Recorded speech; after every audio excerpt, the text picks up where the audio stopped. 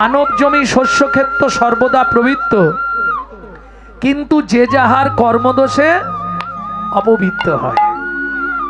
বলে শোনো ভাই, চেতন হয়ে করো চাষ, ফসল ফলবে 12 মাস। এ দেহ তো অপবিত্র নয়। তবে জমির এখন পরিমাণটা কম হয়ে গেছে। কেন?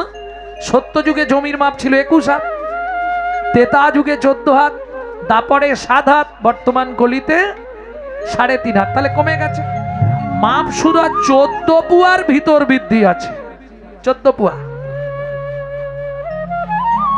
3.5 হাত, 14 পুয়া ভিতর বৃদ্ধি আছে। মুশকিলটা কোথায় জানো? 6টি রিপু 6টি হেলে এরা বেশ মজা করে খাচ্ছে, গুরুদেবের দেওয়া বস্তু যেখানে যা পাচ্ছে। মাথায় রেখো, তোমার জমি আবাদ করতে যদি 6টা হেলের ব্যবস্থা ভগবান দিয়েই রাখে, তাহলে কটা নাঙল চাই? চাষ করতে পারো না? চাষি না? না তোমরা চাষি? চাষি হলে বলে দিতে পারবে 6টা হেলে হলে কটা নাঙল লাগবে। এইটা বলতে পারছো না। 6টি যদি হেলে হলো 3টে নাঙল চাই। নাঙলের জোগাড় আছে, চিন্তা কিছু নাই। সাধু, শাস্ত্র, গুরু বাক্য। সাধু সঙ্গ করো, শাস্ত্র অধ্যয়ন করো, আর গুরু বাক্য মেনে চলো। সাধু, শাস্ত্র, গুরু বাক্য, 3টে নাঙল লবে, 6টা হেলের কাঁধে দিয়ে সর্বদা ঘুরাবে। তবে সাবধান, এদের লক্ষ্য কি জানো? কি? এরা শুধু পরের জমির ফসল নষ্ট করে। মনে থাকবে, অন্যদিকে যায় যদি মারবে ধর্মের ছড়ি, একান্তকে করবে তার 1 কুড় বান্ধা দড়ি। দইবে যদি 1 খণ্ড ছিন্ডে অনুরাগে, 6টা হেলে ছুটে গিয়ে ফসল খাবে আগে। বোঝা গেল না এই জায়গাটা? না, একান্তকে করবে তার 1 কুড় বান্ধা দড়ি। কেন বললাম? আমরা না হুঁচুকে ভক্ত কিছু আছি, যখন কালী পুজো হয় কালী ভক্ত হয়ে যায়, সিঁদুর টিঁদুর পরে সেজে গুজে কালী ভক্ত হয়ে গেল। আবার যখন হরিনাম হয় হরিনাম হরিভক্ত হয়ে যায়। কিছু মানুষ, সবাই নয়। এটা করলে চলবে না। একান্তকে করবে তার 1 কুড় বান্ধা দড়ি। একমাত্র কৃষ্ণ চরণ ছাড়া পৃথিবীতে আমার কেউ নাই। এইবার বারবার তোমার পরীক্ষা হবে। বাড়ির তোমার প্রিয়জন হয়তো মরে যাবে, ওটা পরীক্ষা করে তোমাকে দেখবে, কিন্তু অনুরাগ সরে গেলে হবে না। দইবে যদি 1 খণ্ড ছিন্ডে অনুরাগে, সেই সুযোগে 6টা হেলে ছুটে গিয়ে ফসল খাবে আগে। তখন উপায় কি? একটাই উপায়, 6টা হেলের মুখে তখন ভক্তির জালতি দেবে, জালতি দিয়ে এই দেহ জমি আবাদ করিবে। তাই গৌর হরি বল। এই লাভ কি হবে? আবাদ করলে লাভ কি হবে? বলে শোনো ভাই, তাহাতে ফলিবে 2 প্রেম ফল না। তাহাতে ফলিবে 2 প্রেম ফল না। তোমার হৃদয়ে প্রেম ফল নামে 2টি বস্তু, প্রেম আর ভক্তি নামে 2টি ফল ফলবে হৃদয় গাছে। তোমাকে ডাকতে হবে না, ওই ফলের লোভে ছুটে আসবে শ্রী নন্দ নন্দ। ওই ফলের লোভে ছুটে আসবে শ্রী নন্দের নন্দ। হৃদয় গৌরী হরি বল। বোঝা গেল? নন্দ নন্দ। এইটা বুঝে নিতে পারলেই তোমার হয়ে গেল। ওই ফল যদি তৈরি করে ফেলতে পারো, তোমাকে তার জন্য কাঁদতে হবে না, সে তোমার জন্য কাঁদবে। বলো কি? হ্যাঁ, তোমাকে ভগবানের জন্য খুঁজতে হবে না ভগবানকে। ভগবান কোথায় আমি খুঁজবো না, ভগবান আমার কাছে খুঁজে খুঁজে ঠিক চলে আসবে। আরে বুঝলে না, ভালো ফুল যদি বাগানে ফোটে ভ্রমরকে নিমন্ত্রণ করতে হয়? সে ঠিক খুঁজে নেয়। তোমার প্রেম ভক্তি ফল যখন ফলে যাবে, যেখানেই থাক ছুটে আসে শ্রী নন্দ নন্দন। এটা রাধা বিনোদ গোস্বামীজির ভাগবত থেকে বললাম। জয় রাধে। তাহলে চলুন, একদিকে রাখালগণ কৃষ্ণ সঙ্গে খেলা করছে আর ধেনুর পালগুলো চলে গেছে। এই মুশকিল, ধেনুর পালকে আপনি যখনই লক্ষ্য না রাখবেন, ওরা অন্যের জমিতে গিয়ে ধ্বংস করবে। বোঝা গেল না? একটু তত্ত্বটা বুঝে নেবেন, একটু ভেতর দিয়ে বিচার করতে হবে, ওপর দিয়ে নয়। ওপর দিয়ে ধরলে কিচ্ছু বুঝতে পারবেন না, একটু ভেতরে ঢুকে যান। এই যে 6টা ধেনুর পাল, এদের লক্ষ্যই তো অন্যের বাগান ধ্বংস করা। অতএব এদেরকে সবসময় চোখে চোখে লাগতে হবে। কৃষ্ণ বলছে, এই শ্রীরাম, সুবল, এই দুজনকেই তো বেশি ডাকতেন, শ্রীরাম আর সুবল। এত সখা, দুটো নামই কৃষ্ণের মুখস্থ, ডান হাত আর বাঁ হাত। ডান দিকটাকে সুবল, বাঁ দিকটাকে শ্রীরাম। কেন সুবল বলে ডাকতো? কেন সুবল? সুবল, সুবল, সুবল তো আমার রাধারানীর শক্তি। সুবল, সুবল নাই, আমার শক্তিও নাই। আর শ্রী দাম, শ্রী মানে বাস, শ্রী মানে লক্ষ্মী, শ্রী মানে রাধা, শ্রী মানে ভক্তি, দাম মানে মূল্য, দাম মানে মালা, দাম মানে দড়ি। তাহলে শ্রী দাম, যার হৃদয়ে ভক্তির মালা সঞ্চিত হয়েছে, সেই হলো আমার শ্রীদাম।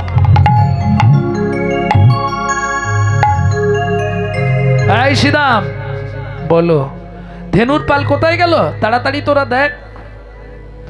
এই রে, ঠিক আছে কানাই, তুই এখানে এইখানে বস, আমরা খুঁজি। এদিক ওদিক চাই, গাভী না দেখিতে পায়। এদিক চাই, গাভী না দেখিতে পায়। চিন্তামৃত সকল অন্তরে সখাগণ, চিন্তামৃত সকলি অন্তরে সখাগণ। এদিকে ধেনু পাওয়া যাচ্ছে না এক চিন্তা, আর এদিকে তেমনি আজকে সূর্যদেবও কৃপা করেছে। ওহ, কি তাপ, কি তাপ! কি করি? একে তো দুপুর বেলা উত্তপ্ত পথের ধুলা, একে তো দুপুর বেলা তাপিত পথের ধুলা। দেহ দহে দারুণ তাপনে, দেহ দহে দারুণ তাপনে। কিরা সুবল, কি হয়েছে তোর? জানিস শ্রীদাম, এই মধু, মধুরে, আমার না গলা শুকিয়ে যাচ্ছে, গা হাত কিরম জ্বালা জ্বালা করছে এই রোদের তাপে। এখন একটু জল খাবার খুব দরকার, জানিস? জল এখানে কোথায় পাবি? এই দেখ না, একটু যদি জল পাওয়া যায়। আর এখানে তো কোথাও জল নেই রে। তোরা কেউ বলতে পারবি না জল কোথায় আছে? মধুমঙ্গল বলছে, সুবল, শ্রীদাম, একমাত্র আমি জানি জল কোথায় আছে। কেন?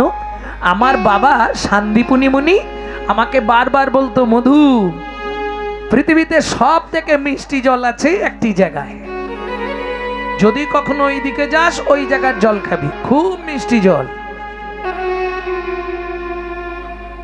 হ্যাঁ, খুব মিষ্টি জল, খেলেই না একবারে প্রাণ ঠান্ডা হয়ে যাবে। তোরা খাবি? যদি বলিস যাবি, একটু কষ্ট, একটু দূরে কষ্ট করে যেতে হবে, কিন্তু খেলে তৃপ্তি পাবি। মাগো, রোদের সময় সে যদি 1 কিলোমিটারও হেঁটে যেতে হয় তবু যাবে, একটু জল তো খেতে হবে, তাই না? হরি বল, হরি বল। সেই সময়টা মরুভূমির দেশে জলের খুব প্রয়োজন না?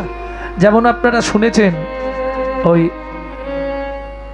শবরী মায়ের ছোট্ট ছেলে গুহক, ওই আমার ইউটিউবে ছাড়া আছে, কচু পাতা ছিঁড়ে আর চোখের মধ্যে রগড়া দিয়ে দিয়ে জল বার করেছিল রামের জন্য, জানেন? রামচন্দ্র বুকে হাত দিয়ে চিৎকার করছে, কেউ নেই, আমাকে একটু জল দেবে? ছোট্ট ছেলেটা ভাবছে মা বলেছে খোকা যদি কেউ বিপদে পড়ে তাকে বাঁচাবি, এখানে তো জল নেই, কি দেব? বুদ্ধি করে একটা কচু পাতা ছিঁড়েছে, আর যাকে জল দেবে তারই নাম করছে আর আঙুল দিয়ে চোখটা রগড়াচ্ছে। ও তো জানে না যে ওই সেই, তারই নাম করছে, তাকেই জল খাওয়াবার জন্য। গুহক তো জানে না যে ওই রামচন্দ্র ভগবান। মানুষ বিপদে পড়েছে, তাকে একটু জল দিতে হবে, ওই চোখের মধ্যে রগড়া দিয়ে দিয়ে বেশ খানিকটা জল বার করেছে। আর জলটা বার করে নিয়ে গিয়ে ভগবান রামচন্দ্রকে বলছে, প্রভু এই যে আমি তো জানিনি তুমি কে, আর এখানে কোথাও জলও নেই, তুমি চেয়েছো আমি দিলাম, শান্তি করে এই জলটাই খাও। যা দিয়েছে ভগবান তো জলটা খেয়েছে, খেয়েই বলছে, এই এই খোকা এ কি জল দিলি, এমন স্বাদ কেন? বলে দেখো তোমাকে তো মিথ্যে বলবো না, এখানে কোথাও জল নেই, আমি কচু পাতা ছিঁড়ে চোখের মধ্যে আঙুল দিয়ে রগড়ে জল বার করে তোমাকে দিয়েছি। যে মাত্র কথাটা শুনেছে রামচন্দ্র ছুটে গিয়ে গুহককে বুকের মধ্যে চেপে ধরেছে, চেপে ধরে বলছে, হ্যাঁ রে তুই এত কষ্ট করে আমাকে জল দিলি? গুহক বলে, সেটা পরে শুনবে, আজকে থেকে তোমার জাত মরে গেল। কেন? আমি চণ্ডালের ছেলে, তুমি আমাকে ছুলে, দেখে তো মনে হচ্ছে তুমি কোনো ঠাকুর হবে। ভগবান বলে, গুহক চণ্ডালকে ছুলে জাত চলে যায় কে বলেছে? কেন? পাড়ার লোকেরা সবাই বলে আমরা নাকি দেখলে সব নষ্ট হয়ে যায়, আমরা স্পর্শ করলে পর্শ দোষ লাগে, তুমি বলছো কিছুই লাগে না? না রে গুহক, শাস্ত্র কি বলে জানিস? চণ্ডাল হপি মুনি শ্রেষ্ঠ, হরি ভক্তি পরায়ণা। চণ্ডাল চণ্ডাল নহে যদি কৃষ্ণ বলে, ব্রাহ্মণ চণ্ডাল হয় যদি অসৎ পথে চলে। এটাই গৌর হরি বল।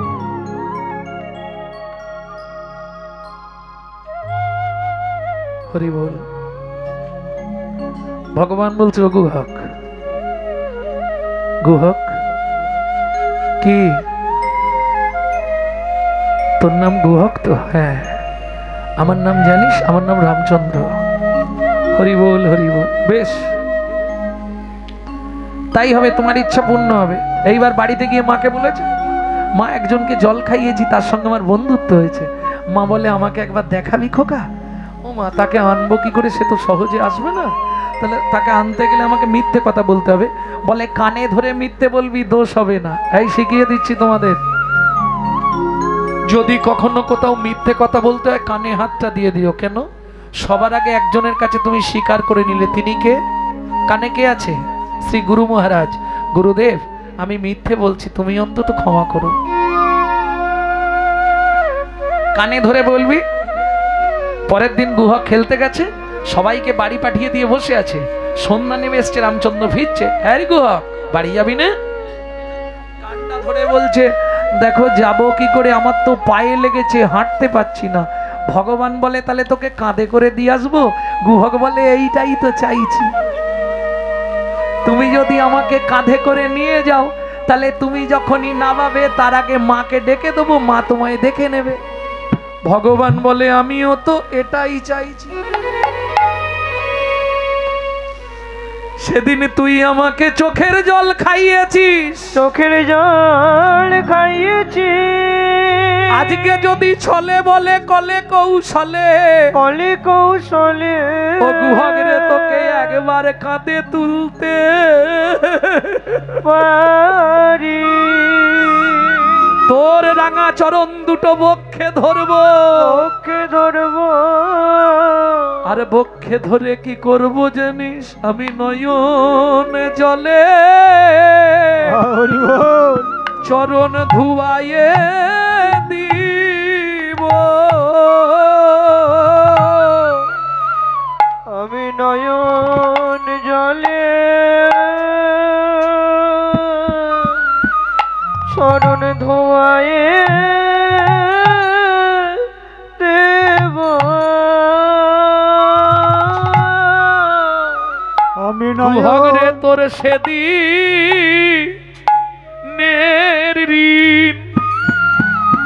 ঋণ শোধ করিব আমি নয়ন নয়ন জলে চর ধোয়ায়ে দেব গুহরে তোর সেদিনে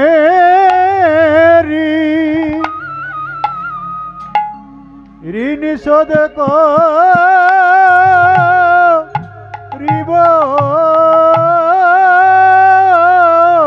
নিতাই গৌর হরি বল নয়ন জলে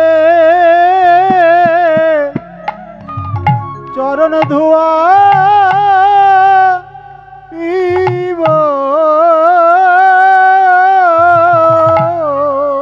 তোর সেদিনের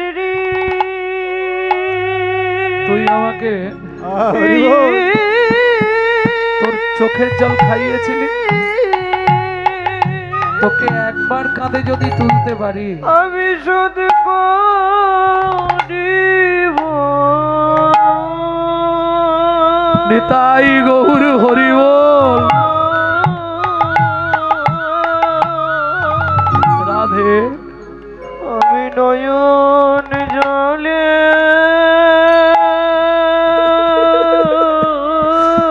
তোর ঋণ শোধ করিব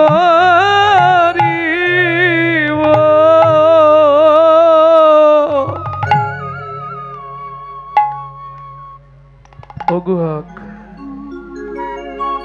গুহক রে কি ঠাকুর আমি উঠবো কি করে কেন তুই আমার পিঠে পা দিয়ে উঠে পড় না না তোমার গায়ে পা লাগলে তো পাপ হবে আমি ওইভাবে উঠবো না কি করে উঠবি ও ঠাকুর দেখো আমি ওই গাছের ডালে উঠছি তুমি গাছের তলায় গিয়ে দাঁড়াও আমি ওই ডালের ওপর থেকে তোমার কাঁধে বসে পড়বো ভগবান বলে তাই এই যে বললি তোর নাকি পায়ে লেগেছে বলে লেগেছে কিন্তু গাছে উঠতে পারবো হেঁটে যেতে পারবো না বুঝেছি ঠিক আছে তাই কর মজাটি দেখুন গুহক তো গাছের ডালে উঠে ঝাঁপ দিয়ে পড়েছে ভগবানের কাঁধে ভগবানের মাথাটাকে গুহক ধরেছে আর ভগবান তার বুকে ভক্তের চরণ দুটো ধরেছে ভক্তের চরণ দুটো ধরেছে সেদিন তুই আমায় জল দিয়েছিলি না আমার তৃষ্ণা নিবারণ করেছিস আমি কারো কাছে ঋণী থাকতে চাই না আমি জল দিয়ে আমি চোখের জল দিয়ে তোর চরণ দুটো ধুইয়ে তোর ঋণ হতে আমি মুক্ত হব মুক্ত হব এই বলে ভগবান গুহকের চরণ দুটো বক্ষে চেপে ধরে হাঁটছে আর চোখ থেকে ঠস ঠস করে জল পড়ছে। আস্তে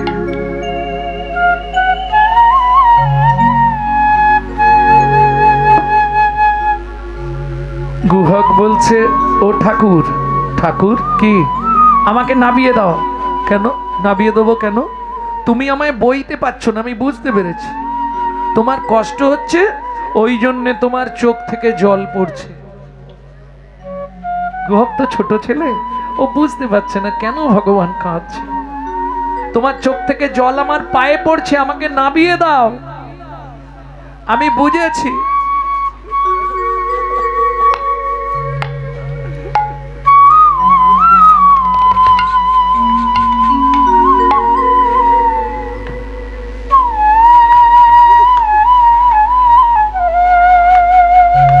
তুমি আমায় বইতে পারছো না আমি বুঝতে পেরেছি তুমি যদি বইতে পারতে তাহলে তোমার চোখ দিয়ে তো জল পড়তো না নিশ্চয়ই তোমার কষ্ট হচ্ছে যে ভগবান কনিষ্ঠ অঙ্গুলিতে গিরি গোবর্ধন ধরে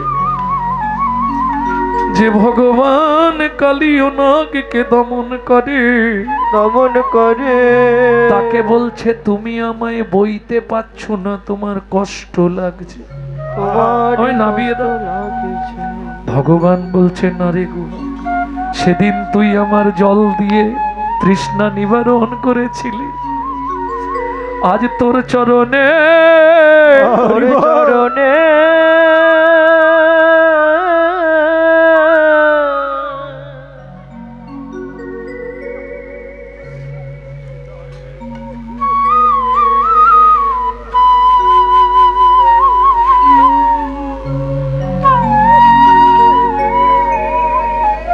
আজকে তোর চরণে জল দিচ্ছি কেন জানিস?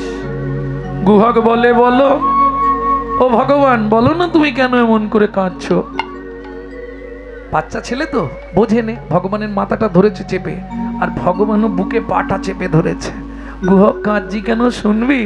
তাহলে শোন, তোকেই সত্যিটা বলি। কি? যেদিন ভিগুমুনি আমার বুকে লাথি মেরেছিল, যেদিন ভিগুমুনি আমার বুকে লাথি মেরেছিল, সেদিন ভিগুমুনির চরণে ধরে বলেছিলাম, ভিগুমুনি গো, ভিগুমুনি গো, তুমি আমায় আশীর্বাদ করো, শুধু এ জন্মে নয়, যেন জন্মে জন্মে ভক্ত চরণ পাই গো।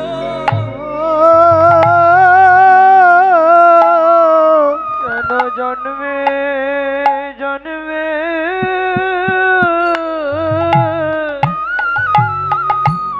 ভক্ত চরণ পাই গো। ওগো ভিগুমুনি আমায় তাই গৌর হরি আমায় কৃপা করো,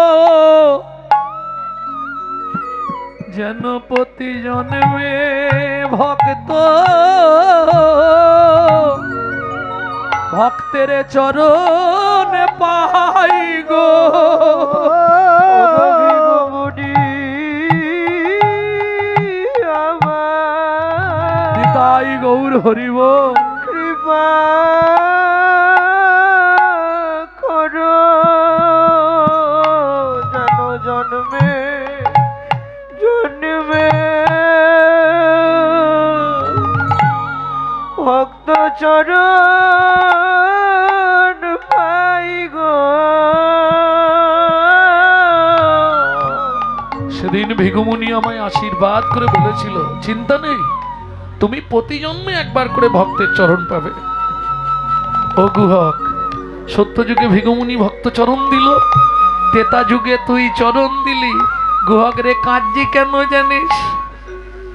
তোর চরণ ধরে কাঁদছি কেন জানিস? গুহক একবার কথা দে, পর জন্মে আবার চরণ দিবি, পর জন্মে চরণ দিবি, তুই আমার প্রিয় বন্ধু হবি, পর জন্মে চরণ দিবি, আমার প্রিয় বন্ধু হবি, পর জন্মে চরণ দিবি, এমনি করে চরণ দিবি, এমনি করে চরণ দিবি, এমনি করে চরণ দিবি, এমনি করে চরণ দিবি, আমি কেঁদে চরণ ধুইয়ে দেব, এমনি করে চরণ দিবি, চরণ ধুইয়ে দেব, আমি এই মিনতি জানাইলাম, হরি হরি।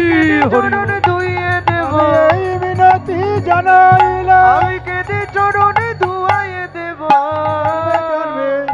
এমনি হবে।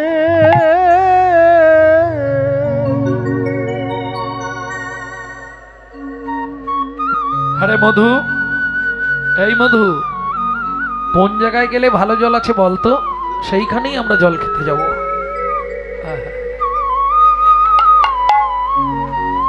তৃষ্ণার সময় এক বিন্দু জল বড়ই মূল্যবান, ঠিক তেমনি এটা মাথায় রাখুন। কীর্তন শুনতে বসে, কীর্তন গাইবার কালে বা শুনবার কালে যদি গোবিন্দ চরণে নয়ন বাড়ি বরি সন্না করতে পারো, তাহলে তোমার কীর্তন গাওয়াও বৃথা আর শোনাও বৃথা। নিতাই গৌর হরি বল। যদি কৃষ্ণ বললে তোমার আখি জল না ঝরে, তাহলে বুঝিবে এ দেহে আছয়ে অপরাধ প্রচুর, কৃষ্ণ নামের বীজ তাহে কোনোদিন না হবে অঙ্কুর। যত পারো গোবিন্দ চরণে শুধু চোখের জল দাও। কেন জানো? এই শোনো, রূপ গোস্বামী পাদ বলছে কৃষ্ণ বলে কাঁদা, গোবিন্দ বলে কাঁদা, আর নিতাই গৌর বলে কাঁদা, এটা কাঁদা নয়।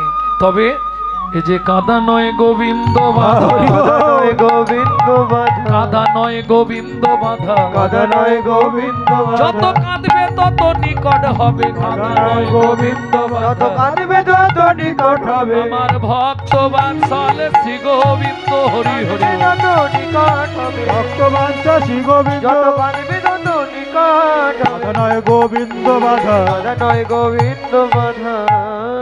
আরে তাহলে জল এখন কোথায় পাবি? কোরা খালো কহে চলো সবে কালী দহে, গোরা খালো কহে চলো সবে কালী দহে, বড়ই নির্মল তার বাড়ি, বড় নির্মল তার বাড়ি। কালিন্দি যাবি? কালিন্দি কি মিষ্টি ঠান্ডা শীতল জল, হ্যাঁ, খেলেই মন প্রাণ ভুলে যাবে। তারা তো জানে না। হরি বল। চল তাহলে আর দেরি করবো কেন? ওগো এত বলি রাখাল গণ কালী দহে করে গমন, এত বলি সখা গণ কালী দহে করি গমন, আকণ্ঠে করিল জল পান যত সখাগণ, আকণ্ঠে করিল জলপান, বলে নে সখা খেয়ে নে রে, সখা খেয়ে নে রে, নে সখা খেয়ে নে রে, সখা খেয়ে নে রে, এমন মিঠা জলার পাবি না রে, নে সখা খেয়ে নে রে, মিঠা জলার পাবি না রে, নে সখা খেয়ে নে রে। এই যে কোনো বস্তু সেবার আগে কাকে নিবেদন করতে হয়? ভগবানকে। তাহলে বিষ থাকলেও তা অমৃত হয়ে যায়। কিন্তু সেদিন সখাগণ আত্মহারা, বুদ্ধিনাশ, খেয়ালই নাই যে ভগবানকে একবার জানাতে হবে, ভগবান তুমি আগে গ্রহণ করো, তারপর আমরা খাই। ওরা তো সবকিছু বুঝতে পারছে না, প্রচন্ড পিপাসা লেগেছে। ওগো না বুঝিয়া তাহার তত্ত্ব সবাই জল পানে হলো মত্ত, না বুঝিয়া তাহার তত্ত্ব সবাই